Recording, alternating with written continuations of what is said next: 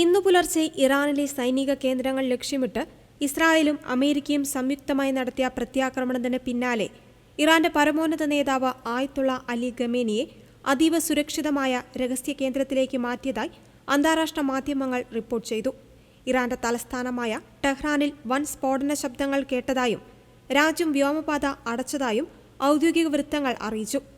മാസങ്ങളോളം നീണ്ട ആസൂത്രണത്തിന് ശേഷമാണ് ഈ ആക്രമണം നടപ്പിലാക്കിയതെന്ന് ഇസ്രായേൽ സുരക്ഷാ ഉദ്യോഗസ്ഥർ വെളിപ്പെടുത്തി. ഇസ്ലാമിക് റവല്യൂഷണറി ഗാർഡ് കോർപ്സിന്റെ ഇന്റലിജൻസ് ഡയറക്ടറേറ്റ്, മിസൈൽ വിക്ഷേപണ കേന്ദ്രങ്ങൾ, ഡ്രോൺ താവളങ്ങൾ എന്നിവയാണ് പ്രധാനമായും ലക്ഷ്യമിട്ടത്. ഇസ്രായേലിന് നേരെയുള്ള ഭീഷണികൾ ഇല്ലാതാക്കുക എന്നതാണ് ഇതിന്റെ പ്രാഥമിക ലക്ഷ്യം. പ്രതിരോധ ആക്രമണത്തിന് പിന്നാലെ ഇസ്രായേൽ രാജ്യവ്യാപകമായി അടിയന്തരാവസ്ഥ പ്രഖ്യാപിച്ചു. ഇറാന്റെ ഭാഗത്തുനിന്ന് മിസൈൽ ആക്രമണങ്ങൾ ഉണ്ടാകാൻ സാധ്യതയുള്ളതിനാൽ പൗരന്മാരോട് സുരക്ഷിത കേന്ദ്രങ്ങൾക്ക് സമീപം തുടരുവാൻ IDF നിർദ്ദേശം നൽകി. ഇറാൻ പൗരന്മാരുടെ സുരക്ഷ കണക്കിലെടുത്ത് മൊബൈൽ സേവനങ്ങളും ഇന്റർനെറ്റും ഭാഗികമായി തടസ്സപ്പെട്ടതായും റിപ്പോർട്ടുകളുണ്ട്. മേഖലയിൽ യുദ്ധസമാനമായ സാഹചര്യം നിലനിൽക്കുന്നതിനാൽ ലോകരാജ്യങ്ങൾ ആശങ്കയോടെയാണ് ഈ നീക്കത്തെ നോക്കിക്കാണുന്നത്.